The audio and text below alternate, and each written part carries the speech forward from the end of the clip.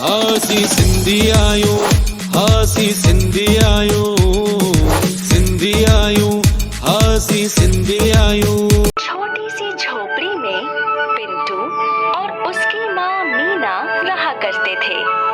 पिंटू के बाबा को गुजरे हुए कई साल हो गए थे। मीना दूसरों के घरों में बर्तन धोकर घर का खर्चा चलाया करती थी। पिंटू और मीना दोनों गरीबी की जिंदगी जी रहे थे। बेटा पिंटू, मैं चाहती हूँ कि कल से तुम स्कूल जाओ और पढ़ाई करो। लेकिन माँ, हमारे घर की परिस्थिति इतनी खराब है, आप मेरी पढ़ाई का खर्चा कैसे उठाएंगी? वो मैं देख लूंगी, बाकी तुम सिर्फ पढ़ाई पे ध्यान दो। वैसे भी सारा दिन यहाँ वहाँ मटर गश्ती ही करते रहते हो। कम से कम अगर तुम स्कूल जाओगे तो भविष्य में तो तुम्हारी जिंदगी संवर जाएगी। ठीक है माँ, लेकिन मैं भी कुछ काम ढूंढकर आपकी मदद करूँगा। हाँ ठीक है। और अगले दिन मीना अपने बेटे को पहली बार स्कूल छोड़ने गई। मीना बहुत खुश थी और अपने बेटे को स्कूल में जाते देख उसके आंसू नहीं रुके। अब मीना ने और 2 घरों में काम करना शुरू कर दिया था। पिंटू स्कूल से लौटकर अपनी माँ मीना की राह देखने लगा। माँ को अब तक तो लौट आना चाहिए था, कहाँ रह गई माँ? पिंटू काफी देर तक राह देखता रहा और फिर मीना लौट आई। कहाँ रह गई थी आप? कुछ नहीं, मैं और 2 घरों में काम कर रही थी। और 2? हाँ, तेरी पढ़ाई के लिए। माँ, वैसे तेरे स्कूल का पहला दिन कैसा था? बहुत अच्छा था माँ। मेरे स्कूल में बहुत से बच्चे हैं। मैंने बहुत सारे दोस्त भी बनाए और हमारे मास्टर जी भी बहुत अच्छे हैं। अच्छा है, अच्छा है। तुम अच्छे से पढ़ लिख कर बड़े ऑफिसर बन जाओ। और माँ, मैंने अपने लिए काम भी ढूंढ लिया है। कल से मैं रोज पेपर डालने जाऊंगा, जिससे आपकी कुछ और मदद हो जाएगी।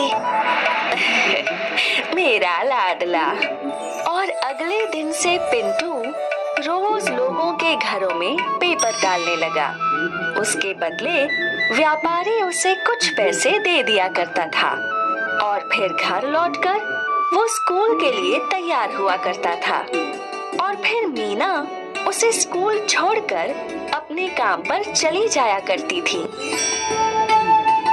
कई दिनों तक ये सिलसिला चलता रहा। एक दिन पिंटू पेपर डाल ही रहा था जब वो व्यापारी के पास लौटा तो उसके पास एक पेपर बच गया था। साहब, आज एक पेपर ज्यादा आ गया था। ठीक है, ये पेपर तुम ही रख लो। पिंटू पेपर घर ले गया और वो उसमें छपे हुए शब्दों की पहेली को सुलझाने लगा। फिर स्कूल के रास्ते जाते वक्त वो एक न्यूज़पेपर के दफ्तर में रुका और उसने वो पहेली वाला पेपर उन्हें दे दिया। और फिर रोज की तरह वो लोग स्कूल गए और मीना अपने काम पर चली गई। अब मीना एक घर के बाद दूसरे और फिर तीसरे घर में काम किया करती थी और पिंटू स्कूल के बाद पढ़ाई करता था। फिर अपने घर की साफ सफाई करके अपनी माँ के लौटने का इंतजार किया करता था।